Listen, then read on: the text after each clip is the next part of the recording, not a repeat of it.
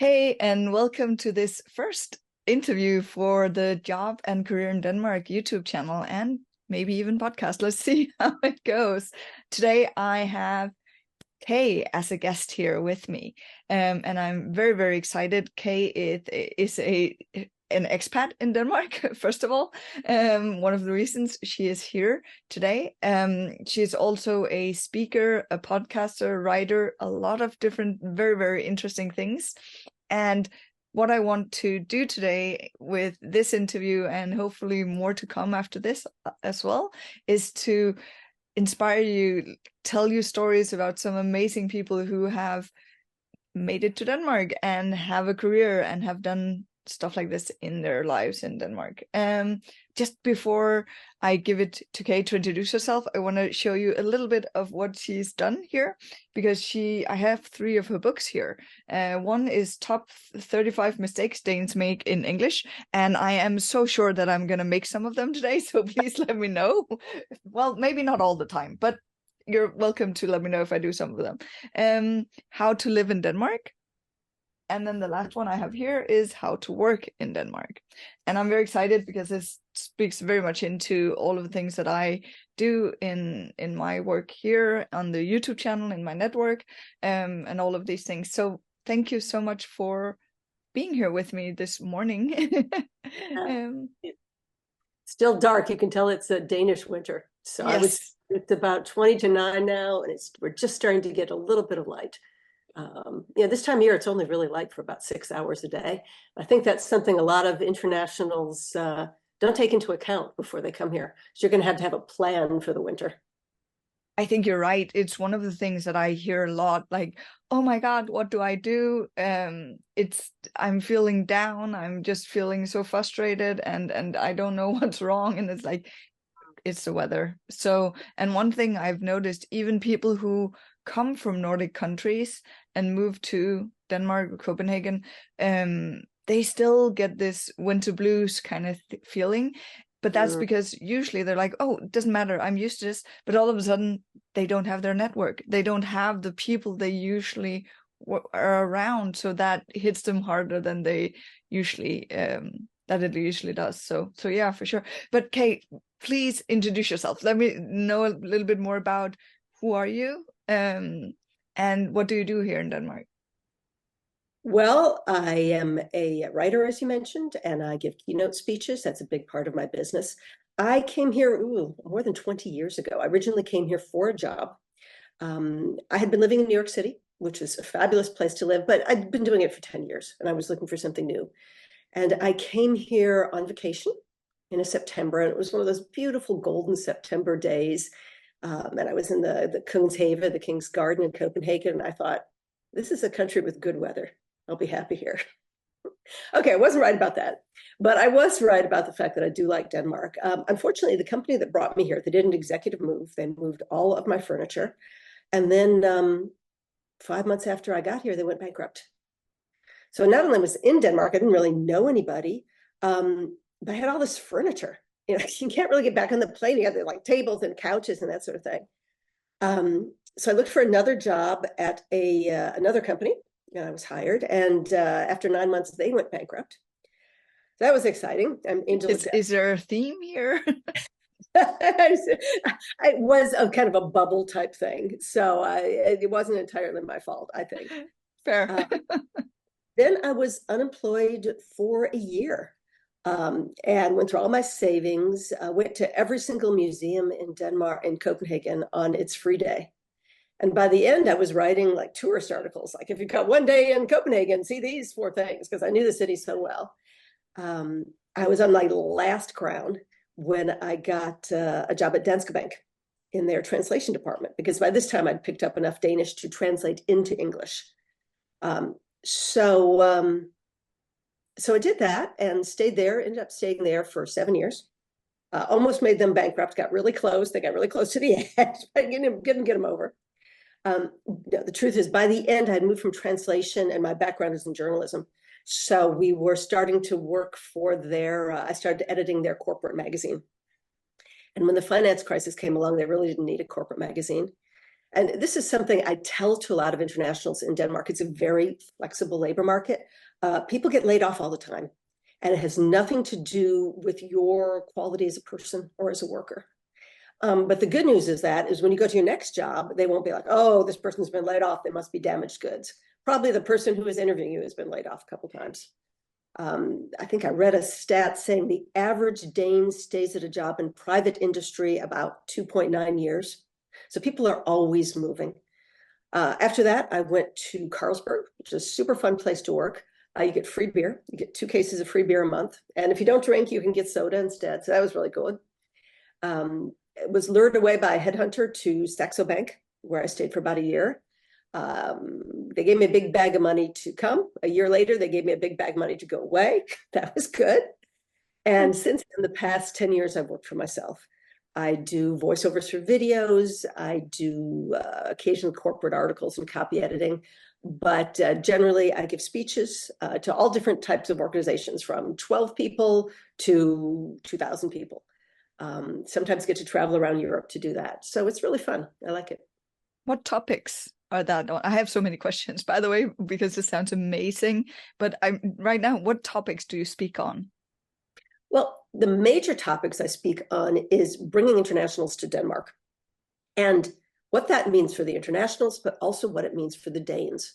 Because this is a monoculture, and people certainly simply expect things will be a certain way. For example, they expect everyone to speak up in a meeting. If you come from a country where the top people speak up and you just sit there silently, you're going to be surprised by Danish meetings. And your Danish manager is expecting you to speak up and participate, and they'll be disappointed if you don't, because there are no underpaid workers in Denmark. There's no low-wage people. Everybody gets paid pretty well, which means they need the expertise that they've hired you for. So if they brought you here, that's because they need your knowledge and their skill, and they do not want you sitting quietly in a meeting. And Danes expect you to speak up, but they don't know that they're expecting that. So part of my job is to tell internationals what the expectations are and what the working culture is. And part of my job is to tell Danes what they're expecting without knowing it.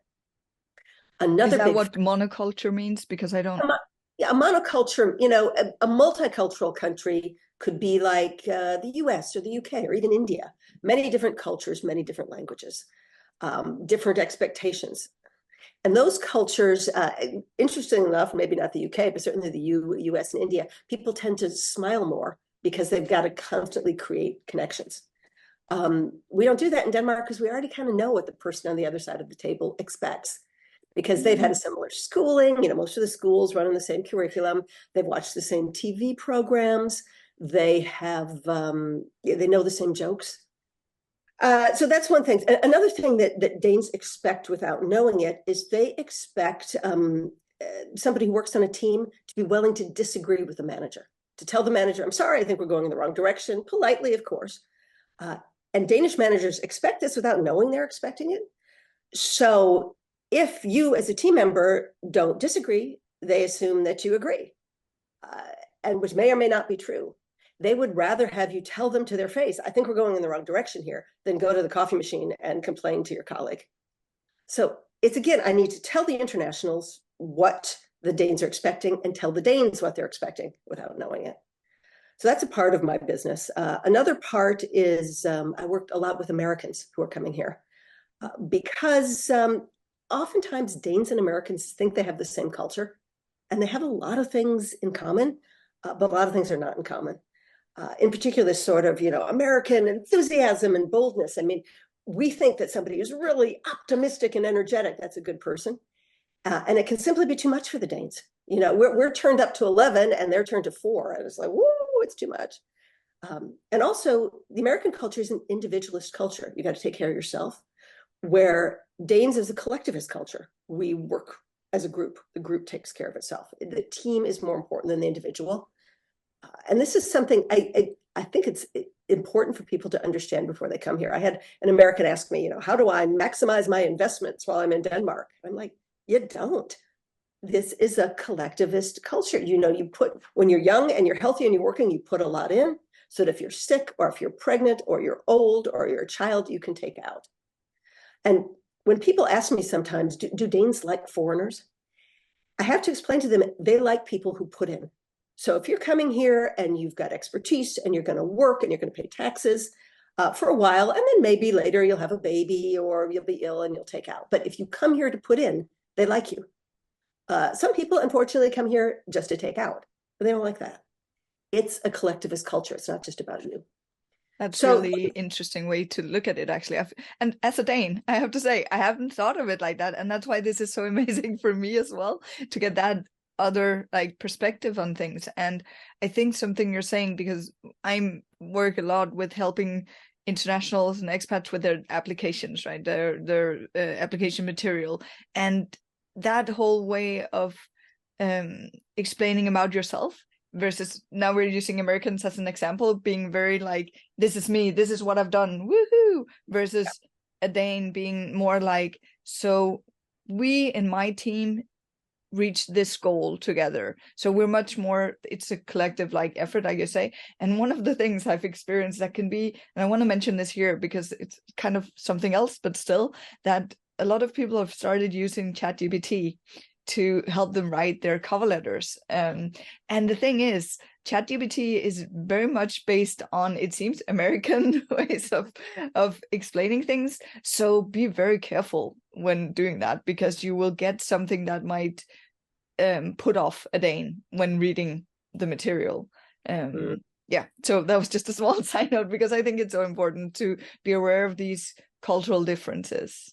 I think another cultural difference is many internationals, they come here, they're proud of their degrees, they're proud of maybe some of the tests that they have taken, and they focus that. They'll say, I've taken XYZ test and ABC test, and I have 3 years of experience and 5 years experience of this. Where's my job? And that's not the way it works here.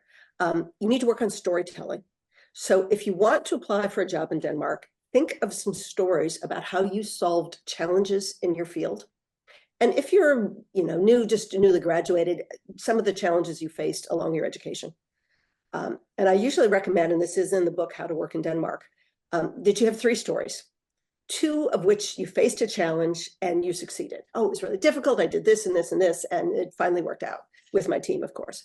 And then a 3rd one in which you made a mistake on the job and you learned something from it.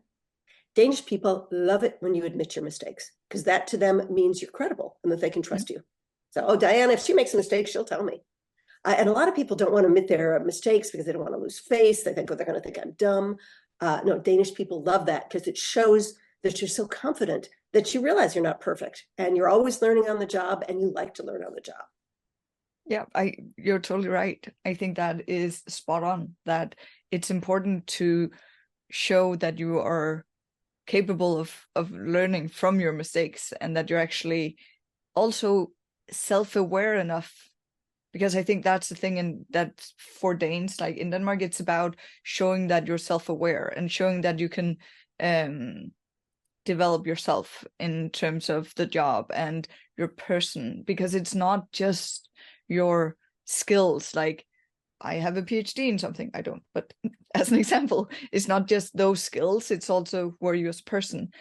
How do you fit into the team? Like you said before, the teams are very important here. So there's so many other things going into it when you're looking for a job in Denmark. I want to get back to you though. You were saying that when you moved here, you were bankrupting a lot of companies. Basically, yeah. Yeah, no, but you were saying that then you had like a year where you were looking for a job, and like I'm curious about what that did to you, basically, and what did you do? So You feel this tall when you're looking for a job. You feel yeah, like you're big. It sucks. It totally sucks. So you need to get as many small victories as you can. At the time I was looking for a job, there wasn't a lot of social media. But now we have that, and I recommend to people who are looking for a job that they use social media, in particular LinkedIn. Danish people love LinkedIn. I spoke to a woman yesterday who was looking for a job, and in the meantime, I hope I'm not giving too much away here if this woman sees it. She's working at IKEA, working in the food department, and she's looking for a communications job. And I said, that is brilliant, because everyone identifies, everyone's eating in the IKEA food department. So start sharing stories about things you're learning on the job. If you're working in communications, I was working in the food department, my Hungarian colleague and I, we misunderstood each other. This is what I learned about communications. Share that on a regular basis, and people will start looking forward to your posts. and you will build, then people will come to you with a job offer as opposed to you. Because, when things are posted online, there's 400 people and it's probably going to be the Danish person. It is, I'm sorry, but people, probably the same in your home country as well. People are comfortable with what they know. So if you can brand yourself and make yourself something special, that really helps.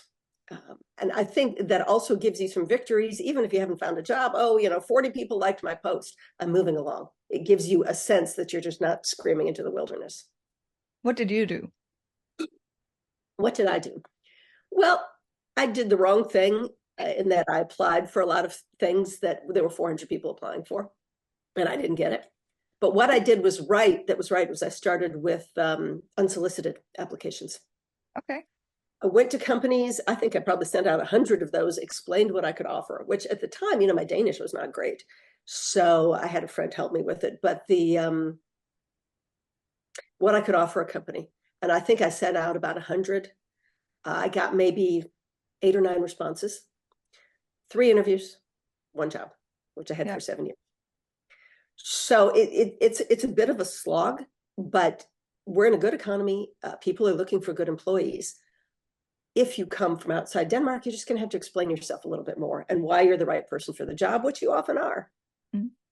I think you're making a great point here in actually backtracking to what you said about, well, today there's social media, because I would, both the unsolicited applications like you did here, and also the posting on LinkedIn, for example, and yes, it's about 3.1 million LinkedIn accounts in Denmark, I think, and there's like 3 million active people in the workforce in Denmark, so it's the place to be, right?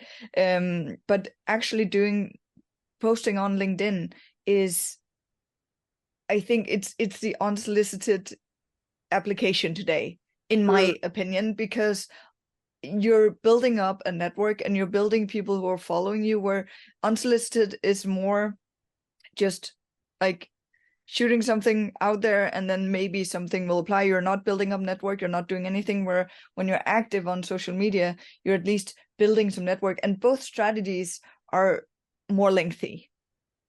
But there's just, in my opinion and my experience, a lot more value in the social media or the LinkedIn part of that. And I would guess that would also be the strategy you would use today if, like you said, it wasn't available back when you were looking. Am I totally off here? No, when you're unemployed, you use just about anything you can. But I think the equivalent is not just posting on LinkedIn, but also approaching people on LinkedIn. People that work for companies that you want to work for. Some people, I generally accept most LinkedIn requests for people that live in Denmark, or at least write a note to me saying, I'm moving to Denmark and I would like to connect with you. I occasionally get random things from people in faraway countries, no explanation of why they want to connect. I don't connect with those people. But most people are open to connecting, in particular if you write them a note, or because we're all so vulnerable when we post stuff online. So let's say you're in the windmill business and Hans Hansen posts something about his new windmill online. You respond to that because Hans Hansen, when he puts it up, he's thinking, oh, will anyone write back? Am I stupid? Am I going to make a fool of myself? If you put on a good post in proper English, please check it, that says, oh, this is a very interesting point about windmills. In my business, I see this. Hans Hansen now knows your name. And you can send a connection request to Hans Hansen, particularly if he replies to you. So you got to get out there and interact. And remember, other people are vulnerable as well. And you don't want to be negative. This is the dumbest windmill I've ever seen. No, that's not going to help you. But you got to get out there. And Diana, I know that you work with people to make their LinkedIn profile good. The picture is so important. And I see a lot of people come from countries where work is a serious business and they have that doesn't work in Denmark. You have to look friendly, like you're a nice person to drink a cup of coffee with on the break. Like approachable. Approachable, happy, positive. If you can afford it at all, get a pro to take your picture. If not, you got to do a photo session with a friend, get a sunny day. And it's also good to have photos that show you doing what you do. So if you're an engineer, put on the hat and stand in front of one of your projects or something like that. So you sort of give a visual clue. Just make sure that your face is visible, so you're recognizable, so don't have a picture where you're too far away to show all of the things around you, then Yes. use the banner picture instead I for think that's, that. yeah, indeed, indeed. But I have seen people, first of all, I've seen people like put wedding pictures up there. No, you're like, no. And For also, selfies. yeah. Oh, but also I've seen very young women, and they're just getting started in the workforce. These are educated, intelligent women, don't realize the difference between LinkedIn and Instagram. It's not the spot for your sexy photo. No, no duck lips, no, no, no. You're a professional, and that's how you don't want crazy people contacting you on LinkedIn, and it helps to have just look like a pro. Yeah. Yeah. I see people complaining again and again for getting inappropriate messages on LinkedIn from creeps. And I'm like, okay, either I'm professional or I'm not that interesting, because I don't get those messages. I'm going with thinking I'm professional. Well, that's the best way to think about it. Exactly. And that is not to excuse these creepy guys. I mean, No. really in the wrong. And women, just put on a sweater. It ain't that hard. It's not Instagram. It's not TikTok. Exactly. And I actually got this advice from a photographer. It's like, when you're in a professional setting, never have bare shoulders. Mm, So always wear something that covers your shoulders. yeah. And I think that's actually a very good point, because then I've noticed after that myself, like being, oh yeah, I see that really fast becomes inappropriate is not the right word, but it just becomes more focus on the wrong thing. When It's fabulous for your Instagram. It's fabulous for Saturday night. I mean, women should not be ashamed of their bodies. And exactly. that's not what we're selling here. You were selling your brains and your expertise. Yeah. Agree. Okay, so I am also very, very much interested in you then chose to start your own company. What so many questions also. So why, how, what obstacles, what's been great, what's been not so great? Go. Yeah. So when I left Saxo Bank, I had a big bag of money. So I didn't have to work for about a year, because I'm careful with money. And I had a terrible boss there, just a real jerk. And I wasn't eager to have a boss again. And I had been doing something on the side, which was voiceovers for videos. So like Denmark, the good country. I'm one of those people. I thought that I could make a living off of that, which is why I started the podcast, to practice that. As it happened, my timing was really bad. Technology had hopped over me. You could, just as I started, you could get, what's the word I'm looking for? Fast line to California. So you could hire California voiceovers, and they don't pay Danish taxes. So they take a lot less. So anyway, the voiceover business, I still do. It's maybe 5% of my business now, but it never became a full-time business. But I started to do the podcast, which turned into the book, which turned into someone said, would you give a speech for the book, which turned into a business giving speeches. And that's evolved along the way. Some of my early speeches were, but that's okay. I mean, your business, if you work for yourself, your business will evolve based on what the customers want. Working for yourself requires a certain type of personality. One is you have to have a lot of self-discipline, because no one's paying that bills but you. So, you work a lot. You got a really tough boss when you work for yourself. Number two, you have to be good enough with money to do your bookkeeping and make sure that there's, put some aside, because sometimes you'll have a month with no assignments. But you also have to be the sort of person who is comfortable with promoting yourself, who is comfortable saying to people, I can help you out with that. And also comfortable negotiating prices, which is a skill. I feel, unfortunately, a lot of women never learn that skill. I'm the mother of a daughter. So hard. But this is because they have a weird relationship with money. I'm the mother of a daughter, and I grew up teaching her how to negotiate. She'd be like, oh, I want some money. I'd say, great, I need the kitchen cabinet cleaned out. What's your bid? And she'd say, oh, well, my bid is 50 crowns. I'd be like, sure, that's great. You could have gotten 75. Because I wanted her to get in the habit, and then the next time she's like, well, I bought 500 crowns. At 500, I'll do it myself. So all business is, negotiating. How much are they willing to pay? How badly do they need it? How much can you give? What's reasonable? And we should never feel guilty about asking for the money that we're worth, because men do generally. So we should too, because our work is valuable. So when you're working for yourself, you've got to be comfortable negotiating for money, because you don't want to be the cheap alternative. I mean, you don't want to be so crazy expensive that no one wants to hire you. But you want to get what you're worth for every job, because that's how you pay your bills. I learned from, I don't remember where, it was a podcast, I think, but he had this example saying, because also people come saying, like, especially if they're close to you, they expect you to give them your services for free. Or at least very cheaply. And then I think this kind of works all the way around, saying that if you're working for yourself, that is, saying if people ask you for your price, then ask them what's your budget. Because then I'm saying, for one, the people who expect you to give it for free, if they ask you for something, they say, oh, so what's your budget? Because then I can actually make something that fits your budget. They were like, oh, okay, no, sorry, I don't really have a budget. And like, okay, sorry, then I can't help you. But then if it's a bigger scale, then you don't undermine yourself. If you're like, let's say that you're in talk with, let's say, Mask to get a speaking gig, and you're thinking normally you would take like 10,000 or something, and then you're like, what's your budget? Well, we're like max 25. Then okay, then I'm happy I didn't say 10, because one thing is, then I can get at least double, but also that they're not gonna, like you say, they're not gonna say no to me, because price also reflects what your quality, right? So if you're saying I'm this cheap, then you're also saying I'm not that good. Yeah. Potentially, at least. But see, and this is a very Danish thing. Danish people like to pay for quality. They feel comfortable paying for quality.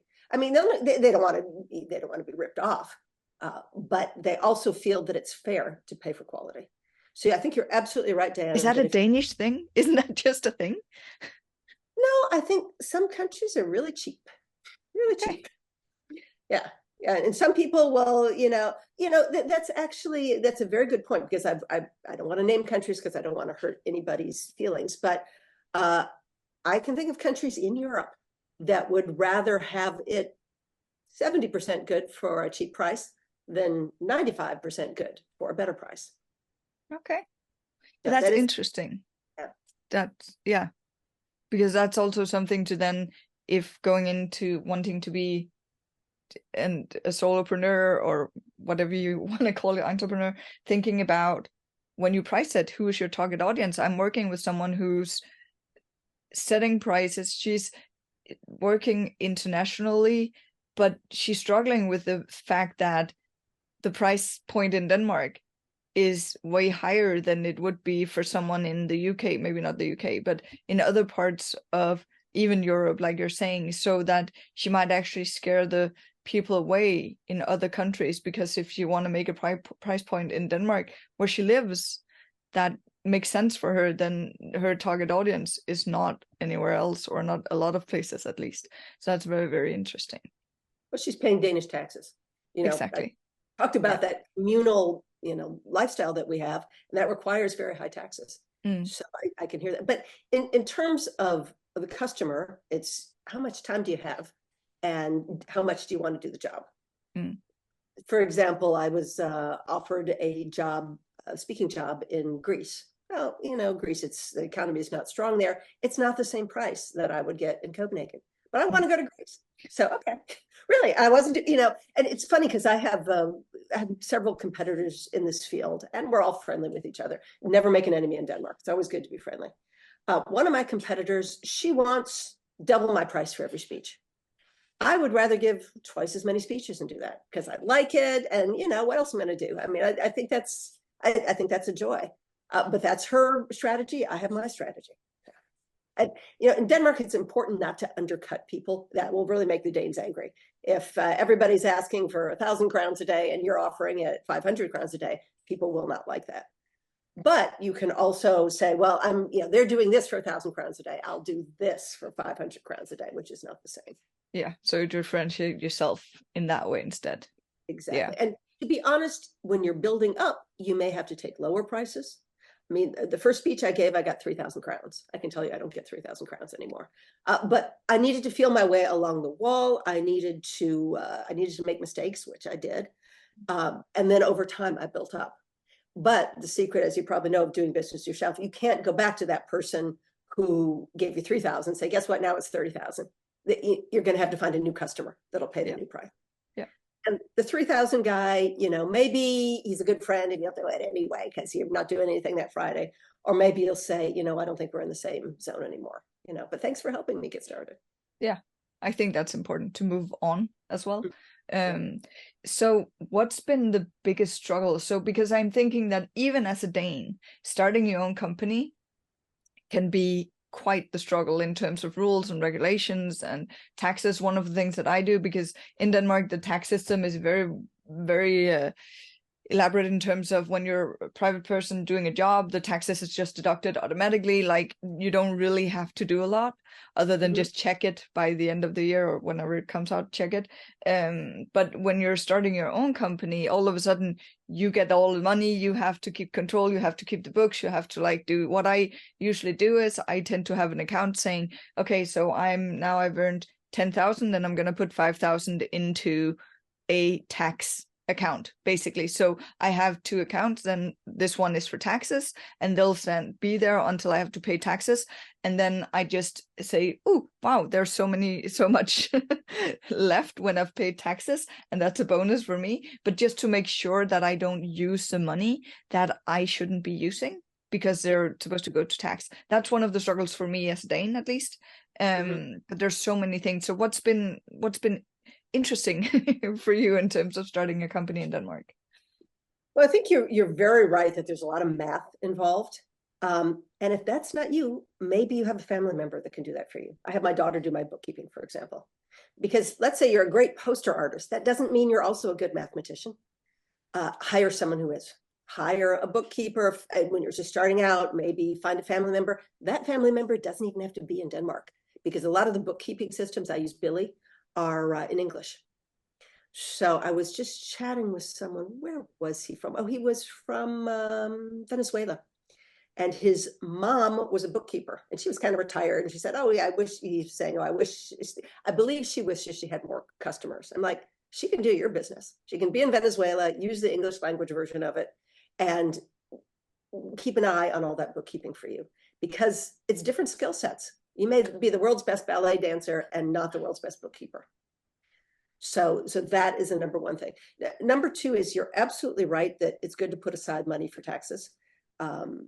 When you open a business in Denmark, it's pretty straightforward. You can do it within 24 hours. But they'll make you have a business bank account, which is separate than your personal bank account. So let's say someone's just paid me 30,000 crowns for a speech. I will put probably 10,000 into the tax account. I pay taxes every month, 10 to 15,000 into the tax account, and then I'll pay myself the other 15,000. So I'll put it into my personal account. One of the great things about working for yourself is that you can write off a lot of the things that you need for your business. So if I need a new computer, or I just bought some great lights here for video conferencing, I write that all off. So I've just made 30,000 for a speech, 15,000 goes to taxes. I just spent 5,000 on stuff. Now all of a sudden I don't have to pay taxes on that anymore. And I can put the money into my personal account.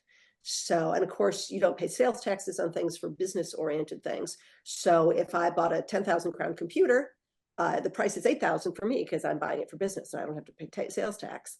Plus I take it off my speech. So all of a sudden I didn't earn 30,000 for a speech. I earned 22,000 and I pay half that in taxes, 11,000 instead of 15,000. So there's a lot of advantages to working for yourself, but you got to be either on the job mathematically yourself, or have your mom or your partner or your daughter or whatever do that work for you. So thank you for that. Yes. The reason you started your own company was basically because bosses don't want to do that anymore. They suck. What made you and you have a journalism major, so going into writing makes sense. What was you said you started when you were unemployed doing blog posts? Yeah, and I started the podcast, and then some people like, can't I just read it? So I turned it into transcripts, which are also blog posts, which are still on the site today, going back 10 years. So You can either follow the podcast, the How to Live in Denmark podcast on Spotify or Apple Podcasts, or you can read it at howtoliveindenmark.com if that suits you better. Mm. What's the biggest challenge about moving to Denmark? I think the language is a big challenge. Danish people speak beautiful English. They prefer to speak Danish, particularly in social situations. And I don't blame it, because I run into another American. We don't talk Danish to each other, or other English speakers, other foreigners. They're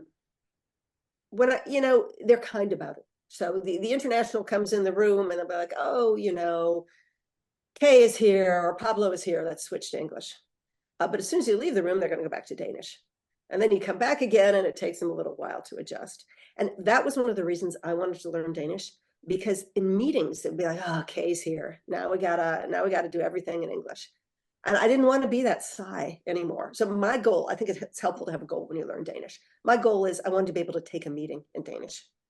So after all these years, easy to take a meeting. I can, as a journalist, I can do interviews in Danish. I can do speeches in Danish.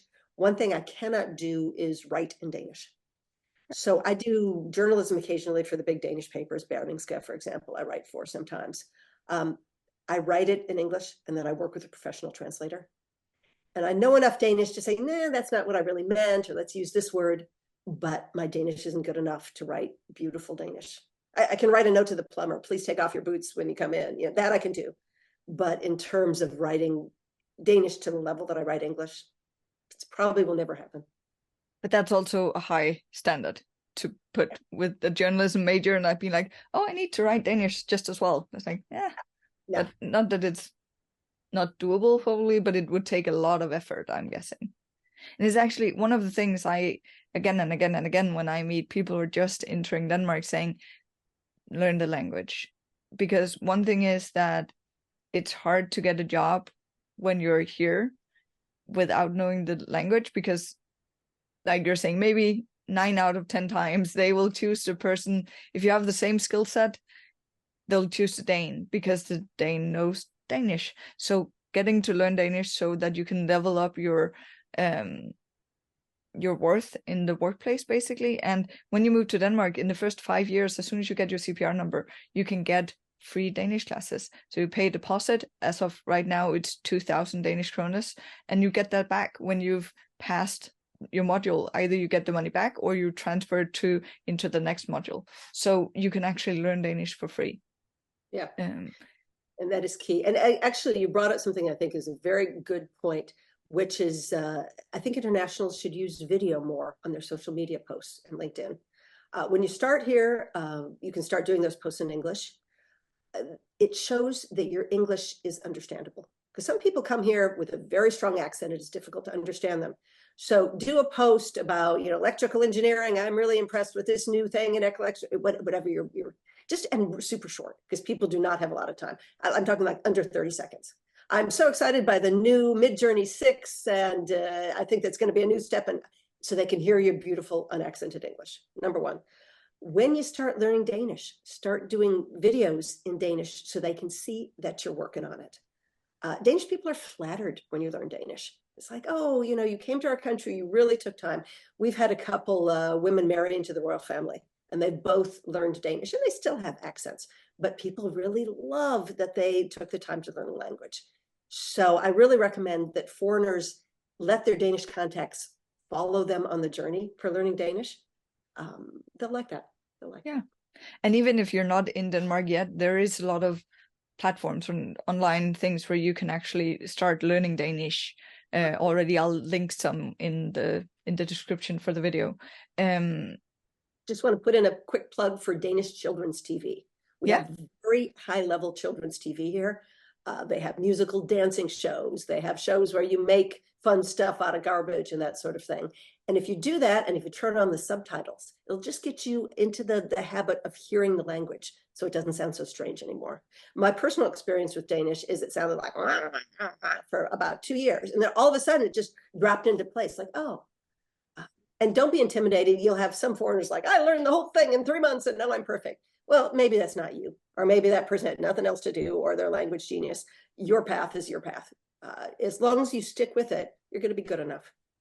And also, I think you're totally right, but also be aware that people who come from the countries closest to us, like for sure Norway and Sweden, because the languages are very, very similar, but also from Germany. And like we have so many things in common in the language that they will learn the language faster. So I see a lot, or I hear a lot, because I don't attend the classes, but I hear a lot of people who are like, well, then I was in class with a lot of different people and I felt so discouraged because everyone did so much better than me. But then it's because they were all German, for example, and they just learn Danish faster because the languages are some kind of aligned, right? So really, it's your own journey, like you're saying. What did you experience in terms of, because this is something I hear a lot, that there's so much difference between writing and speaking, or reading and speaking. So the written Danish is so bad. even Danes have huge trouble with it. So what's your experience with that when learning? Is it to focus on the speaking, or is it the reading, or would you want to put the focus going into learning the language? This is actually in the book, How to Live in Denmark, but the first people that I could understand speaking Danish were other foreigners. The Queen used to have a husband. He's now late, dearly departed, but he was from France. So and people used to make fun of his bad Danish, but I totally understood him. I was like, whoa, this is great. Because the thing about Danish is you only say a part of each word. So for example, what is your name? Vel, hille, du. That's, that's how it reads. But Danes don't say that. They say, vel, hille, du. So you have to know what half of the word is missing. And because this guy spoke bad Danish, he'd be like, vel, hille, du. It's like, oh, that makes sense to me. I remember going to a Vietnamese market and we spoke Danish to the Vietnamese guy. I understood everything he said, but I couldn't understand a Dane. So that's learning Danish from reading, basically. I guess, I did speak German. And for me, it was a plus, but it was also a minus because I spent years mixing the two together. Ended up totally screwing up my German. Anyway, but I don't use it, and I use Danish all the time. So yeah, I mean, the reading was easier for me than the speaking. And to be honest, the hardest thing was the understanding. Yeah, I could speak, but I couldn't always understand what Danes were saying to me. And particularly if they have accents. People from different parts of the country have different accents, and that took a while to get, but I did my best. So it's never perfect. If you're learning as an adult, it's not going to be perfect. But in particular, if you have children or hope to have children here, they will bring their classmates home, and those kids don't speak English. So if you want to say, stop hitting the dog, you're going to need to know how to do that in Danish. Who's going to hold up in Danish? It's important. Or for older people, or, sometimes you cannot expect everyone to speak English. It's not fair. No, and that's like I would say push past, I was gonna say 40, but since I'm 40, I'm like probably 50. Then English starts to become kind of, I think most people my age and a bit above my age as well will know English. Ish, at least. And today they start English in, I guess, first grade, but a lot of them, is my impression, that they already know a lot of English because they watch TV in English. We don't what's it called? Dub? That's not the word, right? Is it? It is dub. Yeah. In Germany, they dub. And that's also hilarious because German's such a long language. So they have to talk really fast to get it all in. In Denmark, right, they just have subtitles. So yeah, people are very comfortable with English, but it shouldn't be, in my opinion, it shouldn't be your expectation that you come to Denmark and expect everyone to speak English to you. No. And you won't run into things, particularly the government is not particularly good at having everything in English. No. Schools, it's not going to be in English. So if you're going to make a commitment to Denmark, learn Danish, really. Yeah. And what was it? There was something important.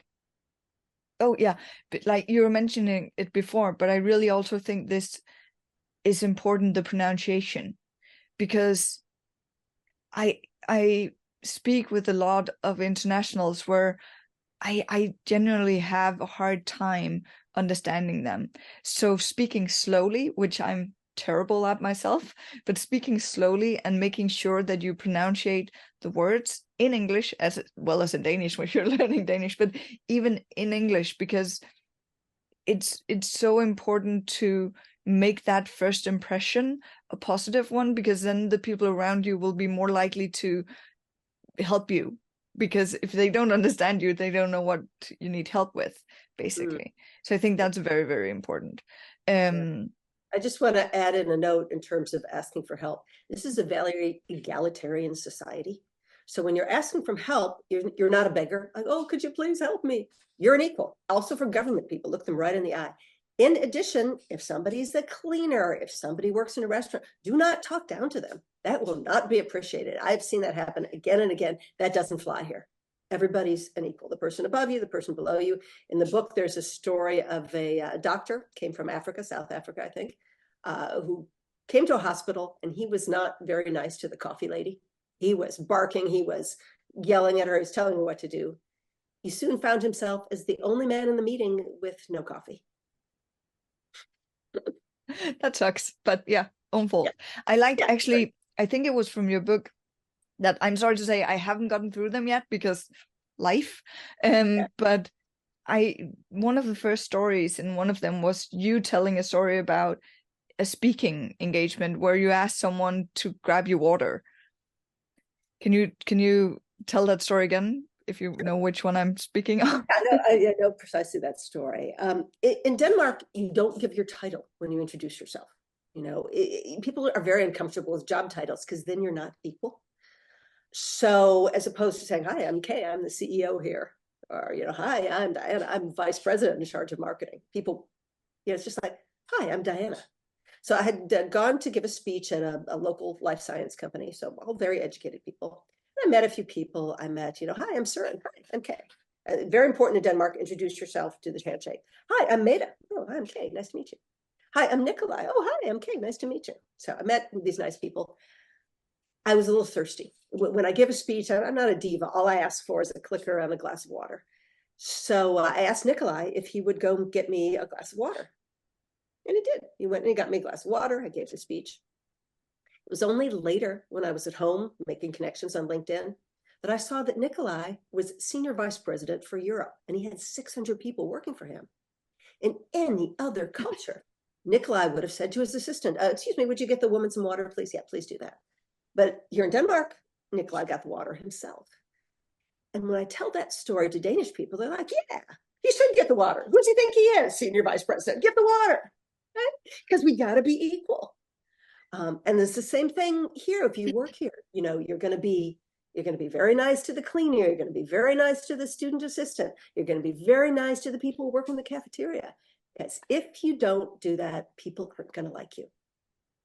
And at the same time, your boss, you don't have to kiss up to your boss. You know, oh, Mr. Hanson, Mr. Hanson. We don't say Mr. You don't have to say, oh, how wonderful you are all the time.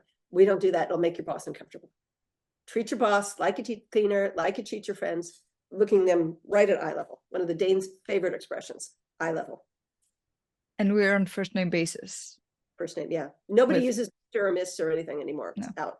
Yeah. Not for teachers, not for doctors. And, you know, I see a lot of internationals come here. They're very proud that they have a PhD and they want to be Dr. Hans Hansen. In some professional contexts, it's okay. But I wouldn't introduce myself that way. Hi, I'm Dr. Kay Xander Mellish. People will be like, because we're equal. We're equal. I mean, it's great to be proud of what you've done, but we're equal. And it's not important. Like it, I know it is. And like you said earlier, also that there's a lot, I think we had this conversation on a LinkedIn thread for a post I wrote, that it's also about, there's a lot of effort going into obtaining those degrees and getting those recognitions in the country that people are coming from, and that's why people are very proud and want to use the doctor or the whatever it is, and that's amazing. That's like, good on you for doing that, and you're amazing for having achieved those things. But the thing is that in Denmark, a lot of it is also, but who are you as a person? It's fine, your title, good, nice on you, but like you're saying at some point also that education is free in Denmark, so but maybe we don't value it quite as much as we do as done in other countries. But it's also more of, but who are you as a person? Because it's fine that you're a doctor in something, or that you're an engineer, or that you're, but I want to know who you are. And I think you've hit on something important, which is that here in Denmark, you're given trust. If they've chosen to hire you, they trust you. You don't have to prove yourself, but you're never given respect. Mm. And I've met internationals, and there's one actually in How to Work in Denmark that talks about a woman who came from another company. She had a great position, great education, great titles. She couldn't earn that respect. And she felt, is it because I'm a foreigner? Is it because I'm a woman? As soon as she did one small part of the project brilliantly, she had that respect. People wanted to see what she could do. And she's like, this is just a little, it's not even an insignificant part of the project. Who cares? But now all of a sudden, my team loves me and they do everything I tell them to. She had to earn it. Yeah. The title does not, just saying, I'm Dr. Kay Xander Mellish. That, as you said, nice for you, but that doesn't mean that you automatically get respect because of your title. No.